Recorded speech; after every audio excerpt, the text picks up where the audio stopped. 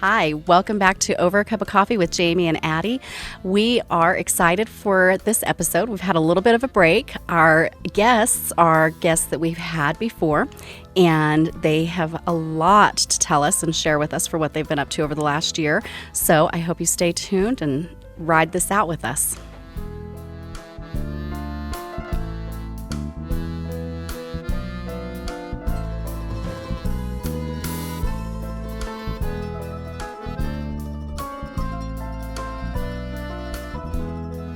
Hi, it's Jamie, and welcome to this episode of Over a Cup of Coffee with Jamie and Addie. And it's been a bit since we did a podcast, and so we're really excited to be back. And hey, Addie. Hi. It's been at least a month, I think. At the minimum, yeah. It's possibly been 6 weeks. So we were on a sabbatical. Yes. Not really. We were just on a break and had some busy schedules that we were working around. But we're really glad to be here today. Mm-hmm. And so a lot has changed in my life since the last time we filmed a podcast. Mm-hmm. And how about your life? What's going on with you? Yeah, no, a lot's changed too. I mean, it's just been busy. Yeah. That's really what it is. But my poor sweet fur baby dog passed away in our break. And so that's been something that I've had to get used to. I've never really actually been by myself ever, like in my whole life. And the dog has been my partner for since my son's been out of high school for 10 years. So I'm like, it's weird. It's weird walking into the house and not realizing that other thing is not there to greet you. And so it's been a real adjustment. Well, and I've got the exact opposite thing going on. So I know. After being empty nesters for 7 years, my husband and I have now my son, middle son, Tanner, his wife, Sarah, our 2 grandkids who are 4 years old and 2 years old, and their dog have all moved in with us to our house for 4 months. So I'm the exact opposite. After walking into a house where there's like silence, and quiet and silence, I walk in the house and it's Nana Jay, Granddad, which is awesome. We wouldn't have it any other way, but it's a complete and sort of opposite of what you are going through. Mm-hmm. And I'm sure many of our listeners can relate to the loss of your dog. And I think a hard many thing of them too are probably super excited and know what it feels like to be a grandparent and have that peace come to you after they've lived so far across the country. That's right. Yeah. And we'll talk more about that another time. But we've got some special guests here today. We've got Mark Pfetzer and Jarrod Slindee, and they've been on our podcast before. Mm-hmm. Yeah. And and I reshared the Spotify episode of it on Monday to the page, so we could remind everybody, if you don't know who they are and you didn't hear the first episode with them, they could get caught up.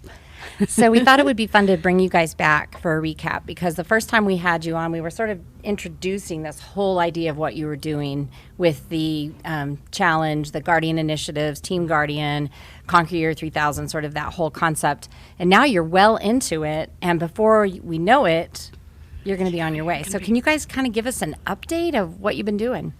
Yeah, we are less than 6 months away from the actual race. So wow, time is just ticking away. And I don't remember if we had the boat last time we were here. But nope, you guys got it in August of last year, or July? About this time last year. So so it was prior to that. You were headed out, I think, a few weeks or a month after the podcast. Yeah, so that's been the biggest thing is we've gotten our boat, and we've had it for a good solid year now, and we've done a lot of work to it, and spent a lot of time on it, and just trying to understand it, and and on the cause side, we haven't slowed down there either, trying to do as much as we can for the first responders here. That's great. And you at that time we were working with the coffee, Risen Warrior Coffee Company, because that was some of your fundraising. Right. So are you still actively fundraising, or are you pretty much complete on that and now you're just mentally preparing for the row? No, we're still fundraising. Amongst getting ready for the row, mentally, physically, equipment-wise, we are still doing fundraising, and we'll continue, because our nonprofit, it won't end when the race is over. Right. Guardian initiatives will stay and continue to help first responders. So we'll continue to do that fundraising. So once you get back from the row, and we'll go back and talk about the logistics of that in a minute, but you just said something I'm kind of interested. After the row and the race, you're going to continue the work. So what kind of programs or what kind of resources are you going to be able to provide for first responders? Because I know that's been your ultimate goal all along in this. I think we'd like to continue, of course, with awareness campaign, whatever that may be. Probably not a ocean row. No more. It's done a good job as a primer to get as the awareness. Continuing with the awareness cause or with the awareness campaign. Also continuing with bringing in training. We've been able to bring in last summer. We brought in some training. I don't remember if that was before or after we were on the show. We brought some training in last summer for first responders. We've got 5 days of training planned this year. We've got a 2-day training coming up in July, 3-day training with a train the trainer program, so we can get some local people trained up in September. So continuing with that, and then also just being in a better position as we raise more money to help with treatment costs if that was needed. So. And that's for mental health care for first responders, correct, right? Correct. And again, we've said it a lot. Most first responders have, they have good insurance. If you work for the county, you've got good insurance. If you work for the city, you've got good insurance. There's a lot of volunteer first responders out there. I mean, the vast majority of county fire is volunteer. We have reserve deputies. These people that are volunteering, they may not have the same quality of insurance or resources through their insurance. So if that was the case, if somebody was struggling, we're in a position now that we can, and we want to continue to be in a position to step in and help.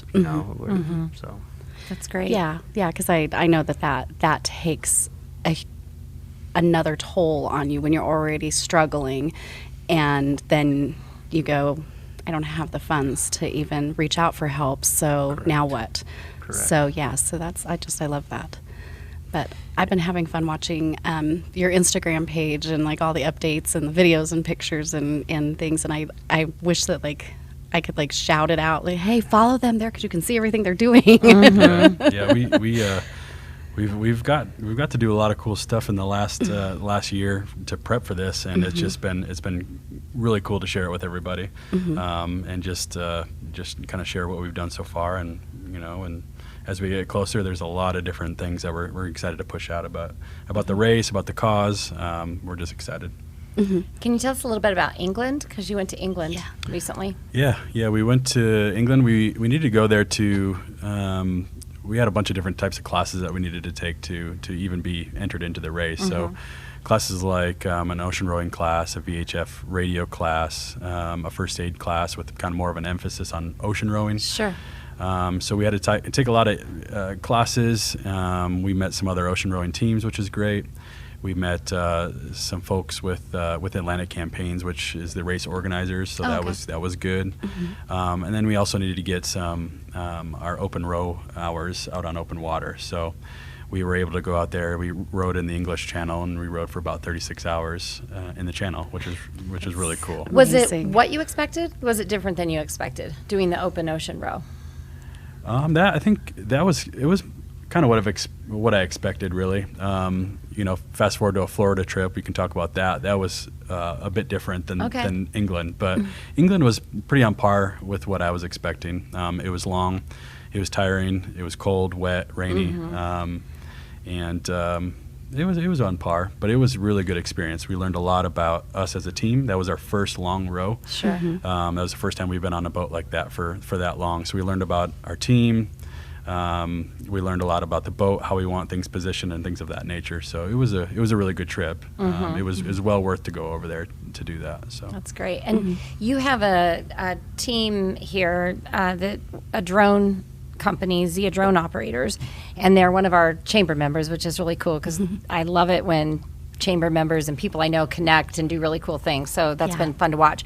But they also, did they go over and they did some drone footage of this as well, right? And so is that going to be something that'll just be available? Will it be used for training for other people? I mean, what do you see them doing with that? The ultimate goal with ziadrones, they've been, of course, documenting as we're going, kind of doing these videos of 7 months out, 6 months out. But I think the ultimate goal is to put together a documentary about the row, kind of paralleling the mental wellness side of it. So to put together a full-length documentary. Awesome. So yeah, they accompanied us over. They were able to get some drone footage, and when we went out, they went and to London and played. Looks like they had a good time. And, but they'll also be coming over to the start of the race with us. Oh, great. It's all scheduled, and to come to La Gomera with us, and hopefully we'll see them in Antigua. Yeah, so well, we're trying to do some fundraising for that as well to help them, because they're just volunteering their time to come out. But what an adventure for them, and also they're a relatively new company, so it's a great adventure and experience for them to sort of develop those skills with what they can do with the drone technology, and so I think it's great, and I think people are going to be very interested to see the footage. And you have a third team member, right? We do. Okay, Mike. so your team is complete. Mike, okay. Elusive Mike. I was going to say Mike, who has no last name and doesn't want to be on the podcast. He's the life of the party. So. Mike's a retired sergeant with the sheriff's office, and Mike Houge, and he actually lives down in Bernalillo now. He's a pastor at a church down in Bernalillo. He retired in 2009. As a matter of fact, when he retired, I think I took his sergeant position at the sheriff's office. So I was happy to see him go. Now he's back. No, Mike's a good guy, and again, as Jarrod said, I mean, watching our team kind of gel on these trips, and we hadn't had contact with Mike in a lot of years. Right. You said what he said on your interview panel? Yeah, when I got hired on, he was on my interview panel. Oh, interesting. But funny how something like that comes kind of full circle. Life. So, and he's passionate about the cause as well. That's great. Yeah, just think if I was in the interview and I said, Mike, I'm interviewing to work for the sheriff's office, and I said, Mike, Mr. Mike Houge, Sergeant Houge, I am going to row the ocean with you in 13 years. Yeah. You'd be like, what? What? Yeah. This guy's crazy. Don't bring this guy up. He's got mental health problems. So you said you met up with the race organizers and some other teams. Have you had that time to debrief or meet with some of the other teams? Because it is a race that happens yearly. This isn't just the three of you saying, hey, let's just go out in a boat and do this. This is part of an organized effort, an organized event. Yes. So how many other teams are going to be rowing this with you guys? There's a total of 45 teams this year. I cannot believe there are largest 45 teams that race are that doing they've this. had. Really? 45, Wow. 45 boats. 45. Now, keep in mind, when we first leave, we may see each other or other boats for the first day. Right. And then after that, You probably spread not out. going to see anybody. And, Yeah, well, 3,000 miles on the ocean, that's So you have vast. some teams that are going to be going fast to win. They'll be up in the front of the pack. You'll be those teams, that are solos towards the back of the pack. And So there's people that are doing it alone? there is. Yeah, crazies. They're Oh, crazies. wow, the crazies. We met one could see in, doing it. in England. Did you? A young lady who's rowing solo from Norway. So, Oh, that's so cool. I could That's do pretty that. cool. I could. Yeah. Did you say you could do I that? could do that, yes. Oh, wow. Okay. could not.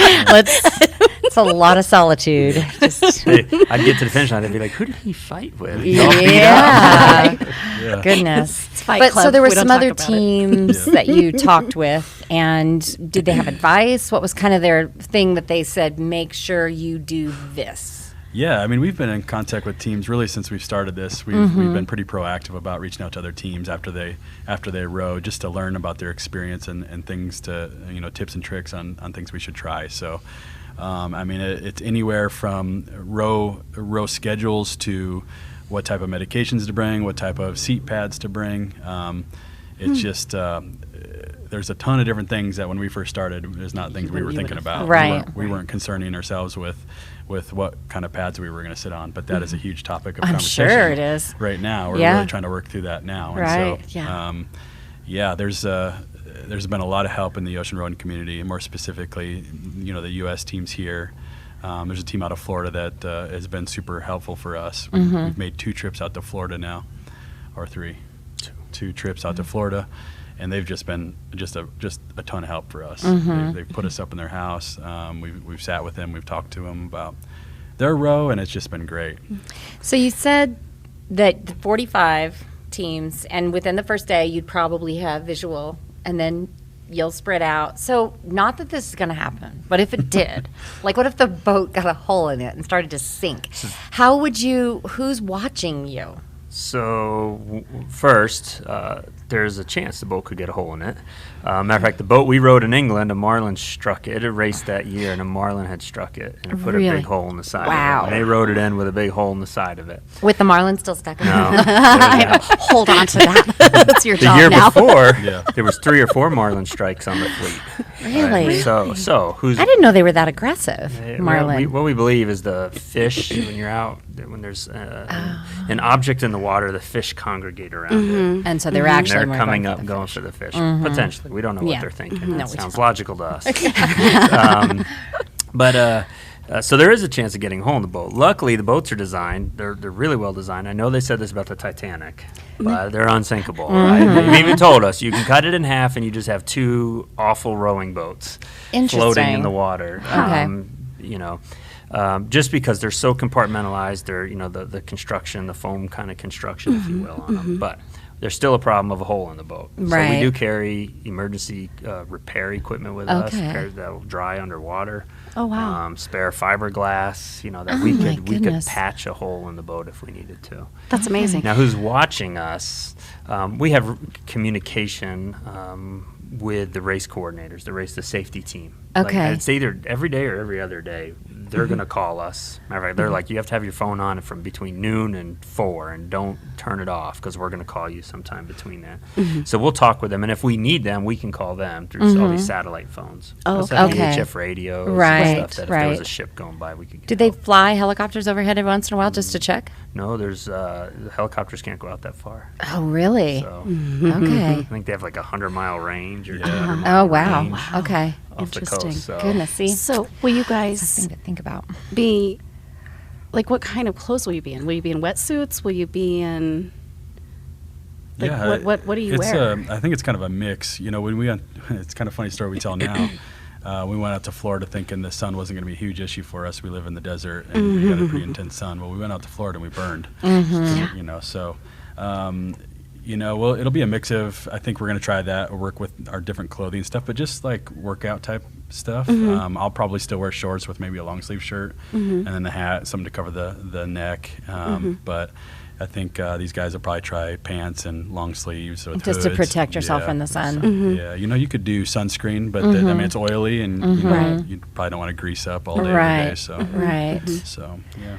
But we have Interesting. other type of, you know, fall weather gear. We'll take stuff for when it's, you know, raining and storming. There's other gear and clothing that we'll wear in those types of situations. So Yeah, because I was wondering on that, like the and I had it in my head and lost it, but the yacht race that they do off the coast of New York. They, you know, Right. I'm always interested in what everybody's wearing because you don't know what the weather's going to do, and that's a race that they've got to finish too, and so that popped into my head a while ago, and I don't really good care. question, Like, you though, gonna be because- naked, you're going to wear clothes. Well, what are you no, wearing? All the above. Yeah, probably at one point all of those things. Yeah. Well, there's not a ton of room on the boat either, Right, and you want exactly, more of yeah. your supplies, and so you know it's not like you're going on a yacht with Right. tons of room. So, and so, what kind of events, or do you have any events? What are you still doing leading up to when you depart? Are there other like appearances you're doing or fundraising events? I know that you've been taking the boat to a number of different things just to kind of get people used to, you know, so you can tell your story. Yeah, But yeah, we had it at the we were just hotel. there. It was that was well received. Our guests loved to see it. Our ownership, our investors all came out and saw it, and We'd love to come back. yeah, we'll get that on the books. We were just at, you know, Mac and Cheese Fest Sure. last Oh, yeah. weekend. That was good. A lot of great exposure. And again, the boat doing exactly what we hoped it would do. What is this thing? Why would you cross the ocean? Right. It can lead us right into the first responder part. But I don't know. Yeah, Yeah, we've- events planned. we've got that. We're in talks with Boys and Girls Club up in La Plata as well Okay, as down great. here to do that. We were just at Hill Corp for their giving fair. okay, Yeah, we were actually just looking at our schedules the other day, and we're like booked out till mid-August. So, and there's a balance of going to events and stuff like that, but also working on the boat and getting it ready. So And training. and training, Training. right? Yeah. and spending time with your families Right. because you're getting ready to be away from your families. Right. So how are you preparing for that? to be away from family. You know, I don't know if you can prepare for that, right? I mean, a supportive family, you know, our wives are supportive, and it's just spending time with them. They know we're going to be gone. We're not going to be out of touch completely unless we choose to or they choose to. We do have sat phones that we can call to them. But fingers crossed they answer. Yeah.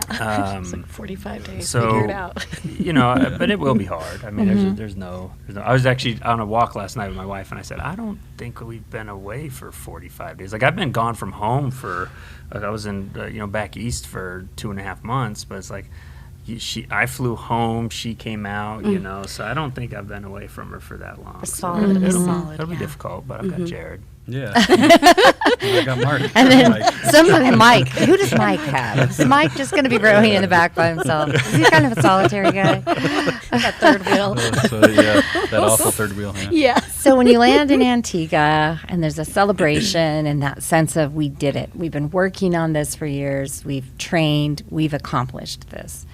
And then you come back into Farmington. So that'll be an adjustment. And then what's next? What are you thinking is next? Oh man,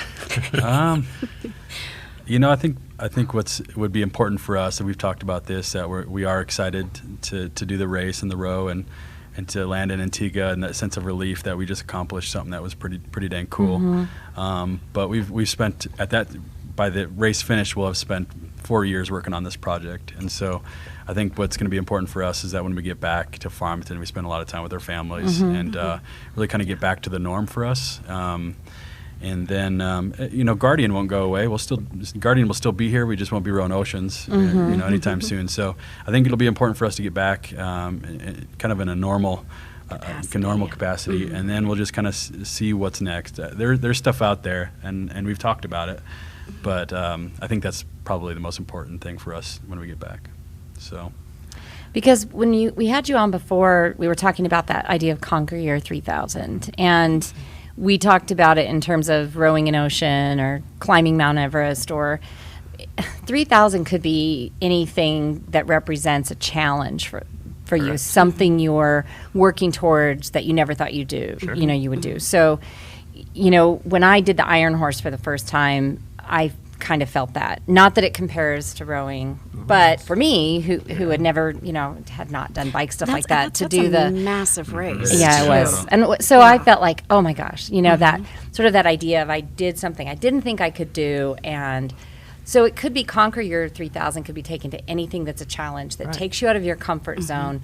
But I could see after you all get back, maybe leading some smaller type of trek is the word that's coming to my mind, but that's not what I mean. Or just some challenges, helping people to conquer their 3,000, and more on a local or regional Four Corners, whether it's hikes or rowing or whatever it is, so people can work on conquering their 3,000 and taking on those challenges. It's encouraging and getting that word out. I mean, and showing, you know, I mean, in doing this, you know, that just, you can do this. You can, you know, you put your mind to it. You can do it. I mean, we as a you know, from 3.5 years ago to now, I mean, we look what we've stopped and look what we've done. It's been so busy, but we stop and look what you've done, what we've been able to do by putting our minds to it. So absolutely bringing that back to the community and seeing what we can do. And I think it'll be, you know, wide open, you know, for what the possibilities are coming back. Yeah, because I think there's a need there, especially for young adults, teenagers who would really, I think, welcome that idea of trying some adventure. I mean, they used to have things like Outward Bound and high adventure camps, and maybe they still do. I don't know. My kids have been grown for a while, so I'm kind of out of touch with that. But I do think there's a need there for kids to work on those challenges. And I also think it works with mental health awareness too, because it's not just physical, it's mental when you do things like that. And getting out and, you know, and again, you're absolutely right with the kids and talking to the kids and letting them know, you know, you can. Because a lot of them, you know, a lot of kids, a lot of people are restricted by an idea, whether it comes from the people they hang around or their families, you know, or, you know, those kind of pigeonholed into this one place, and they can't see beyond it because nobody else is seeing beyond it either. And and believing, well, that's for some elite athlete, right. or that's for some person, when multimillionaires get to do things like that. But yeah, and ordinary people can do that. Right. Right. You're not ordinary. No, thank you. Well, ordinary and waiting. extraordinary. I mean, yes, ordinary people can do extraordinary things. And I know you've met my son Schaefer, and we had Schaefer on the podcast, and you know what he's doing, and you know what you guys are doing. So, and you are ordinary, really. I mean, you're doing something extraordinary, but you are ordinary people with ordinary lives and families, and you just happen to be able to find this particular race that can help with a mission and a cause that's very important to you. But I think it's just encouraging, and it's a great story that people they can do their 3,000, whatever that is. Yeah, exactly. Overcoming, those mental challenges. It's important to see what you can do, because when something hard hits you, you go, oh wait, but I did this and I did that, and I overcame this, and this is nothing. This can hit me as hard as it wants. But I know what I've overcome with all these other things that I've challenged myself to do. And we talked about those 100-mile races when we had coffee with your son that day. And, and I'm still like, I'm not a runner by any means, but I think of all these things and I'm like, man, I've got to find the one thing, because I have overcome a lot of other things. So I know what I can do. But I think it's coming down to pushing physically now, because I have overcome a lot of mental things. And so the physical thing is what I'm looking for that snatches me so I can go do it. And it doesn't have to be a 100-mile race. It doesn't have to be a 3,000-mile road. It could be running a mile. I mean, or a half marathon. Right. Something. That could be a huge accomplishment for people. That's just as just as much of an accomplishment as doing something a lot bigger. Well, we are really excited to keep up with you, and we'll keep sharing. So if people want to make a donation, if people are listening and they're like, this is so cool, I want to know, how do I donate? What's the website? What's the stuff, all the links? Yeah, so the easiest is on our website, www.row3000.com, and that's just ROW3000.com. Right there on our homepage is a link to donate. Okay. And then also our contact information is in there. If somebody's not comfortable donating through PayPal, they can send us a message. I think our address is on there for donation. You can mail a check in. That happens quite a bit. Okay. And also you can follow us on Facebook and Instagram, just Guardian Initiatives. Initiatives. All right. Well, cool. And Addie, it's been fun to get back to our podcast. Yes. I mean, so we have some fun things coming up in the next few weeks. There's a local woman here who did a movie about horses. And so it's called Rambo. And so she's going to be one of our upcoming guests. And then And I'm so glad I researched that a little bit, because I was like, what part is she playing in Rambo? And are they doing a play? No. I know. I'm glad you researched it too before we had her on to talk about it. When you sent it to me the other day, I laughed because I was like, oh, that is not what I would have asked her. So that is one of our upcoming, and we have been a little off schedule, but we really appreciate that people keep listening and tuning in and downloading. And checking on us. And checking I've on had so us. many people, they're like, you have not put a new episode out. And I'm like, well, we've been busy. Yeah, we have been busy. And just as a reminder, Women's Summit. So the 2022 Four Corners Professional Women's Summit, the tickets are on sale. They've already started selling. And so if you are interested in registering for this summit and you live within the Four Corners region and or beyond, and you want to get yourself here. Well, yeah, if you want to get yourself here, anybody can come. But yes, and so that's a good point. In Yes, fact, we have I have hotel rooms. We have somebody coming from Alabama, and we have Maine. somebody Maine. So yes, you can come from anywhere. But to register or to get tickets, you can contact us by going through that website, which is www.professionalwomens-summit.com, and get your tickets for that. But that's coming up in October, and we're already well underway in the planning of that. So. Yep. And then my favorite event of the summer is next week. Oh, Music by the Pond. Oh, that's yes, right. That's next Friday already. We do have a huge event coming up Yeah, we next do week. have that one. Yeah, with the golf tournament this year. I hope you guys are coming out for that. You should. At least at least the evening event at the country bring the club. boat. So, yeah, pull the boat in. Yep. Cool. All right. Thanks, guys. Thanks Thank for you. being on Thanks for having us. again. Good Thanks, support. Addie. Yes. And we look forward to seeing you again. Bye.